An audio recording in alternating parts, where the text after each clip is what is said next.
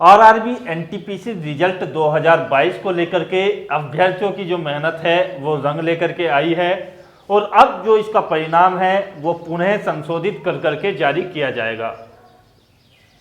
और इसका जो परिणाम है इसको प्रभावित करने के लिए किस तरीके से छात्रों ने मेहनत की है, तो उसका जो परिणाम है ये निकल करके आया है कि अब जो है रेलवे भर्ती बोर्ड की बैठक हुई है, जिसमें मंत्री जो है अश्विनी वैष्णव की अध्यक्षता में जो बैठक हुई है उसमें ये निर्णय लिया गया कि आपकी जो वैकेंसीज हैं उसके 20 गुना कैंडिडेट्स ही सेलेक्ट किए जाएंगे। तो देखिएगा इस मैटर को थोड़ा सा समझ लेते हैं कि आखिरकार आपकी जो कट ऑफ है वो कितनी घटेगी और आपका जो परिणाम है वो किस तरीके से बदल सकता है। तो सबसे पहले मैं आपको जानकारी दे दूं कि आरआरबी एनटीपीसी की जो ये वैकेंसी थी ये थी आपकी 35,000 पदों के लिए। तो 35,000 पदों के लिए आपकी ये जो वैकेंसी थी, अब इसके लिए 20 गुना कैंडिडेट जो है चुना जाना था तय नियम के अनुसार। तो 20 गुना कैंडिडेट्स आप समझ सकते हैं कि 7 लाख कैंडिडेट्स इसके सेलेक्ट होने थे प्री एग्जाम्स के द्वारा आने वाले एग्जाम्स के लिए। तो 7 लाख कैंडिडेट्स को सेलेक्ट ना कर करके रेलवे बोर्ड ने जब रिजल्ट जारी किया तो उसमें जो थी आपको 4.5 लाख कैंडिडेट्स का रिजल्ट जारी किया। तो कुल मिलाकर के 4.5 लाख और 7 लाख में काफी ज्यादा डिफरेंस हो जाता है और ये डिफरेंस है आपका 2.5 लाख का। तो 2.5 लाख कैंडिडेट्स जो है इसमें कम चुने गए, जो आपको चुने जाने चाहिए थे 7 लाख और वो चुने गए 4.5 लाख। तो ये जो 2.5 लाख कैंडिडेट्स हैं इसको लेकर के काफी ज्यादा विवाद बना। और दूसरा विवाद जो था इसके परिणाम को लेकर के बना कि परिणाम जो है गलत तरीके से पेश किया गया।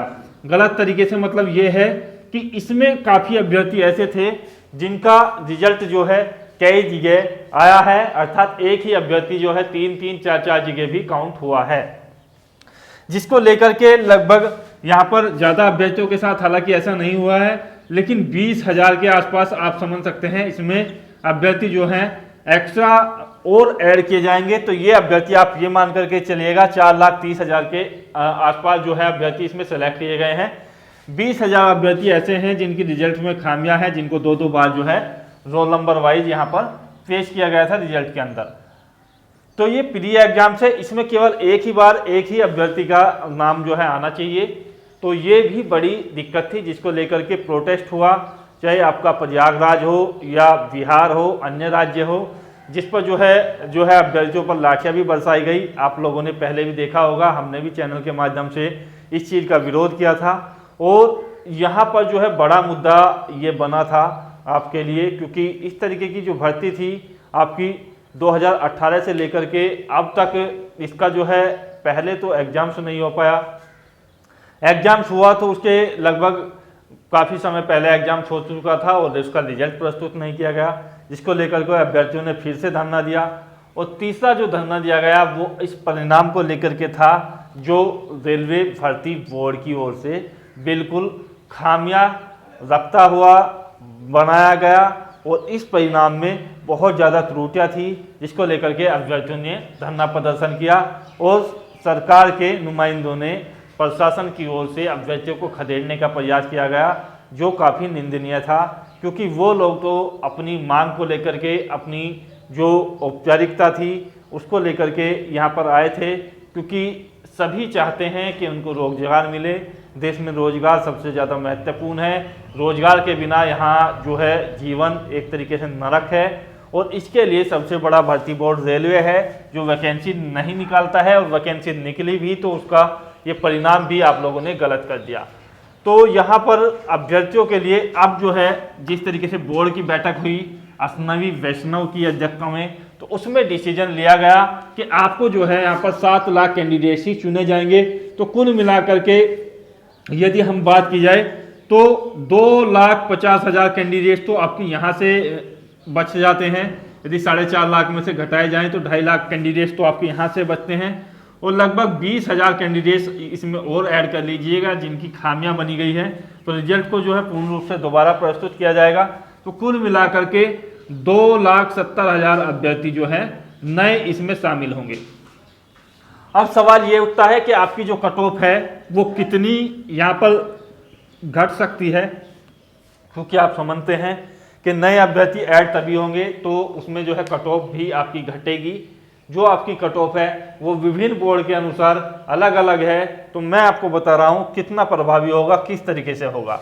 तो देखिएगा, यदि आप जो है यहाँ पर जाति वाइज कट ऑफ की बात की जाए तो कितना किसको प्रभाव मिल सकता है वो आप समझ सकते हैं। तो यहाँ पर आपका बोर्ड चाहे कोई सा भी हो, आपका भर्ती बोर्ड आपका कोई सा भी हो, बोर्ड कोई भी हो, मैं आपको बता रहा हूँ उसकी कट ऑफ पे लिए कि आपको जो है जो भी आपकी कट ऑफ बनी हुई है आपके बोर्ड के अनुसार आपको जानकारी होगा। इसमें जो कैंडिडेट्स हैं वो अनरिजर्व कैटेगरी के हैं, ईडब्ल्यूएस के हैं, ओबीसी के हैं, एससी के हैं और एसटी के हैं। ठीक है मित्रों, और इसमें फीमेल कैंडिडेट्स भी हैं। तो ये जो कैंडिडेट्स हैं इनकी जो कट ऑफ है, जो आपकी पहली कट ऑफ थी, पहली कट ऑफ में से आप जो है जो आपकी पहली कट ऑफ थी उसमें से कितना यहाँ पर आप जो है माइनस करेंगे तो आपका सिलेक्शन हो सकता है। 4.5 लाख अभ्यर्थी चुने गए थे, 20,000 की खामियां थी, 2.5 लाख पहले ही बच चुके हैं, तो 2,70,000 नए अभ्यर्थी आने हैं। तो आप ये जो कट ऑफ है इसको कितने प्रतिशत कम मान सकते हैं। जो भी आपकी मार्किंग थी उसमें से यदि आप जनरल कैंडिडेट्स हैं तो देखिएगा यहाँ पर -8 से 10 नंबर आप जो है इसमें कम वाले अपना जो है यहाँ पर सिलेक्शंस मान सकते हैं अगले फेज के लिए। यदि आपके नंबर जो आपकी कट ऑफ थी आपके बोर्ड की उसमें से 8 से 10 नंबर कम हैं और आप जो है जनरल कैटेगरी में हो, बिना आरक्षण वाली कैटेगरी में हो, तो 8 से 10 नंबर यदि आपके कम हैं तो आप अपना सिलेक्शन मान सकते हैं सेकंड फेज के लिए। दूसरी बात करते हैं ईडब्ल्यूएस कैंडिडेट्स की। तो ईडब्ल्यूएस कैंडिडेट्स के लिए 10 से 12 नंबर का यहाँ पर यदि आपके कम है तो आपकी जो कट ऑफ ईडब्ल्यूएस की बनी हुई थी, ईडब्ल्यूएस वाला जो कॉलम था जिसमें ईडब्ल्यूएस की कट ऑफ बनी हुई थी, मान लीजिएगा यदि आपकी बोर्ड की कट ऑफ 70 पर है तो आप जो है ये मान करके चलिएगा कि आपकी जो कट ऑफ है वो 58 से 60 के बीच में आपकी बन सकती है। ये एग्जाम्पल के लिए दिया गया है, हालांकि कट ऑफ काफ़ी ज़्यादा थी, इसको लेकर के भी हंगामा हुआ था और कारण यही था क्योंकि अभ्यर्थी तय मानक के अनुसार सेलेक्ट नहीं किए गए थे। तीसरी बात करें ओबीसी कैंडिडेट्स की तो देखेगा यहाँ भी 10 से 12 नंबर जिन लोगों के कम हैं वो अपना सिलेक्शन मान सकते हैं दूसरे फेज के लिए। ओबीसी की कट ऑफ आपके बोर्ड के अनुसार जो भी कुछ होगी, मान लीजिएगा कि आपकी जो कट ऑफ है वो 80 पर है तो यहाँ पर आपका जो सिलेक्शन है वो 70 नंबर पर आपका हो सकता है यदि आप ओबीसी कैंडिडेट्स हैं। ठीक है, ये एग्जाम्पल के तौर पर है, हो सकता है अलग अलग बोर्ड में अलग अलग कट ऑफ होगी, कहीं पर ज़्यादा भी हो सकती है कहीं पर कम भी। एससी कैंडिडेट्स के लिए देखिएगा बहुत ज़्यादा प्रभाव करेगी मेरिट, 15 से 18 नंबर तक आपके जो हैं कम हो सकते हैं। यदि ये आपके नंबर 80 हैं तो आपका जो सिलेक्शन है वो 65 पर हो सकता है सिलेक्शन दूसरे फेज के लिए। तो यहाँ एससी या एसटी के कैंडिडेट्स इतने ज़्यादा मात्रा में मार्किंग नहीं कर पाते हैं जिसके कारण इनकी जो कट ऑफ है वो जनरल ईडब्ल्यूएस और ओबीसी के मुकाबले काफ़ी ज़्यादा घट सकती है। इसी प्रकार हम एसटी कैंडिडेट्स को लेते हैं, यहाँ भी 15 से 20 नंबर का आपको जो है डिफरेंस देखने को मिलेगा पहली कट ऑफ और इस कट ऑफ में।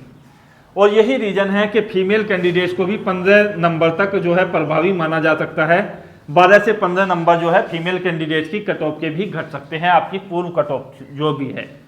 आपके बोर्ड के अनुसार आपकी जो भी कट ऑफ है, चाहे आपकी कट ऑफ 80 पर है, 85 पर है, तो आप जो है यदि जनरल कैंडिडेट्स हैं तो 8 नंबर कम पर अपना सिलेक्शन मान सकते हैं। ईडब्ल्यूएस है तो 10 पर, ओबीसी है तो 10 पर, एससी है तो 15 पर निश्चित हो जाएगा और फीमेल है तो 15, यदि आपके नंबर पहली कट ऑफ के मुकाबले कम भी है तो आपका हो जाएगा। तो ये जो थी आपकी आरआरबी एनटीपीसी की बात थी। अब आरआरबी ग्रुप डी का क्या होगा, क्योंकि इसमें बताया गया है कि 2 पेपर आपके रखे गए हैं। पेपर 1 इसमें आपका प्री रख दिया है और पेपर 2 आपका यहाँ पर जो है मेंस एग्जाम्स के लिए रख दिया गया है। तो अभ्यर्थियों ने कहा है कि पेपर 1 से ही इसका सिलेक्शन लिया जाए। पेपर 2 की इसमें क्या हो सकता है, 10th पास वैकेंसीज हैं और काफ़ी लोवेस्ट कैटेगरी की वैकेंसीज हैं। तो रोजगार को देखते हुए हालांकि फॉर्म बहुत ज़्यादा गए हैं, लेकिन पेपर फर्स्ट पर ही इसकी सहमति बनेगी, इसके लिए भी आने वाली मीटिंग में फैसला लिया जाएगा। तो आप जो है फिलहाल पेपर 1 की तैयारी में अच्छे तरीके से जुट जाइएगा। आशा करता हूँ वीडियो आपको बेहतर लगा होगा। कोई दुविधा है तो कमेंट्स में बताइएगा। जय हिंद, धन्यवाद, जय भारत।